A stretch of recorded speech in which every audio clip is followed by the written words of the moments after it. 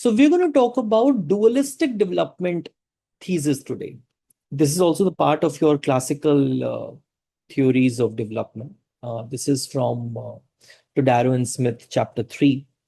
So development of economics is actually talking about various, it actually observes the world of dual economies, right?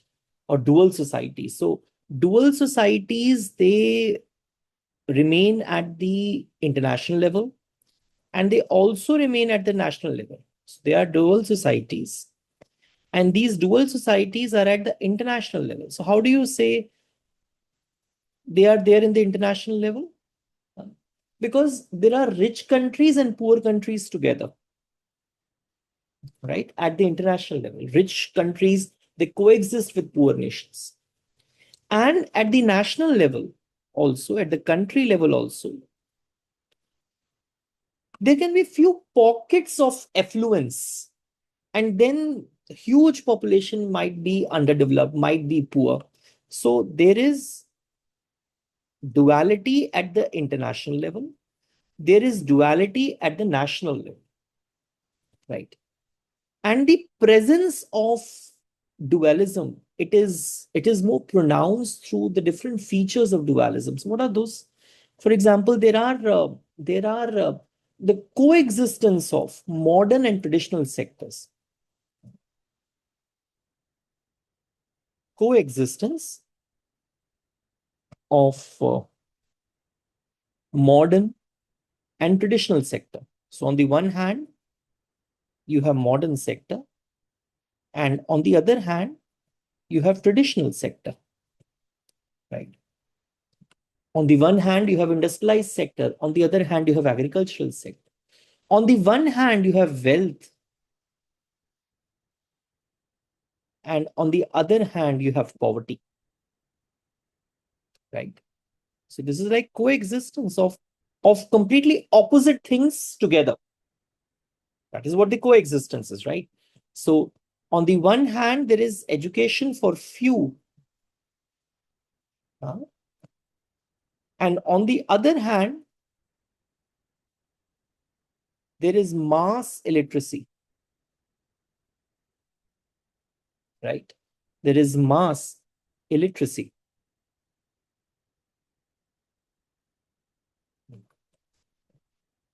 So the simultaneous presence of opposing forces, this is what dualism is. That is what dualism is.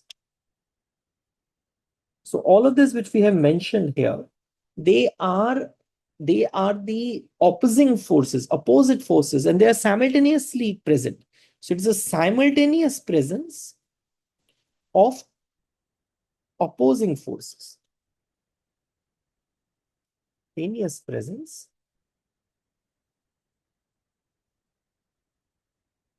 of opposing forces, right? Or opposing conditions.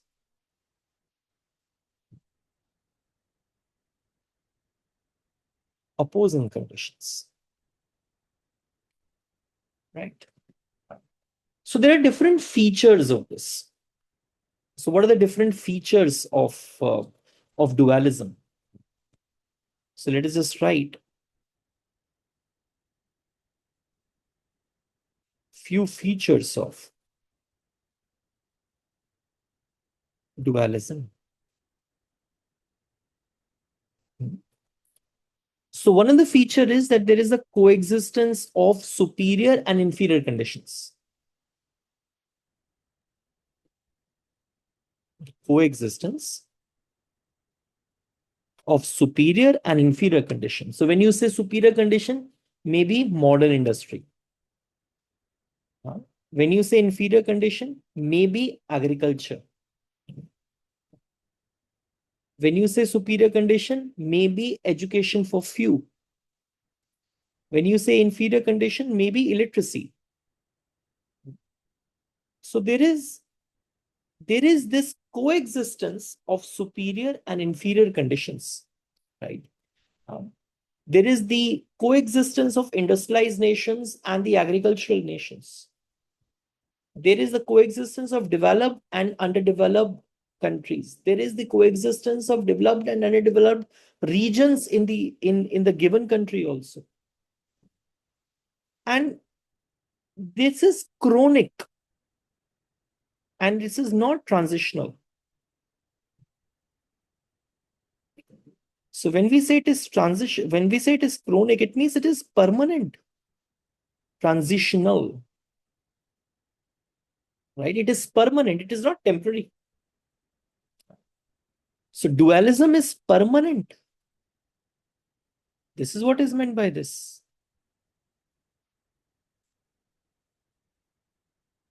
So it is not that, okay, today they are underdeveloped and tomorrow all of them will be developed. So in case of these developing countries today are becoming closer to the developed countries are even growing, right? So dualism is persistent. It is not temporary. It is not temporary, right? So just automatically, you can't just wish away the gap between rich and poor countries to just go away. No. And developing countries would also develop with the help of developed countries if they want.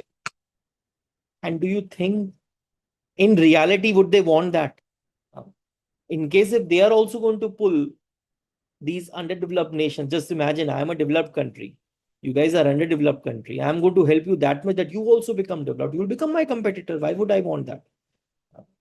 So, I mean, the things which are written, I mean, they're not so easy in the real life, right? So it's not going to happen very soon. So the countries which were developed, they were developed only. And there are very few countries which were developing or which were underdeveloped. They also came under the status of developed. So this dualism is chronic. It is not transitional. That is the point, right? And there is a tendency to widen. There is a tendency to widen. For example, you have inequalities. Very few times we have seen that inequalities have reduced. They will generally increase. Even after economic reforms in my own country, inequalities increased. The gap between rich and poor increased. The gap between rich and poor nations also increased over time, right? So the productivity gap between workers in the developed countries and the developing countries, that will also keep on growing. And now you have AI, right? We think that developing countries, they also have an access to AI, which is true, right? So their productivity is also increasing. But just imagine the productivity increase in the developed nations because of AI. That will be even more. So that gap is going to remain, that is going to remain wherever it is. So there is a tendency to widen inequalities in terms of income, in terms of wealth, in terms of productivity of labor, all of that, right?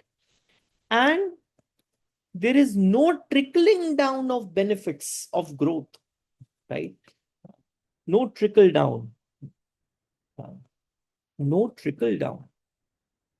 So it is not that superiors are going to uplift inferiors. No, no, no, no, no. When this is very wishful, no trickle down,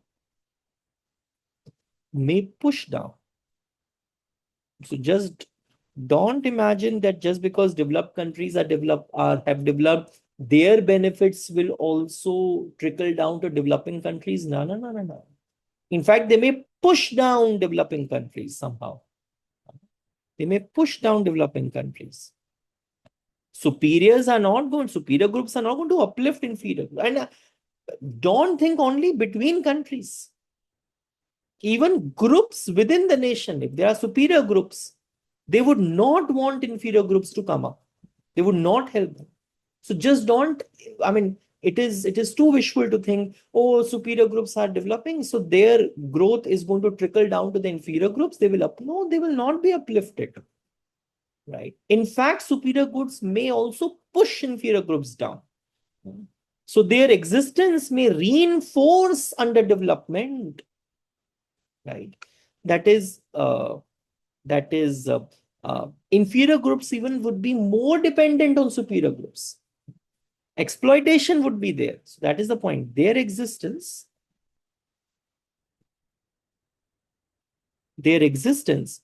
is also going to reinforce underdevelopment. Their existence may reinforce underdevelopment, right? May reinforce underdevelopment. Right, Beta? So this is what dualistic development thesis is. Please read chapter 3 of Todaro and Smith. That is the main reference. And I think in case in the paper they're going to ask as a short answer. Actually. Thank you, Beta.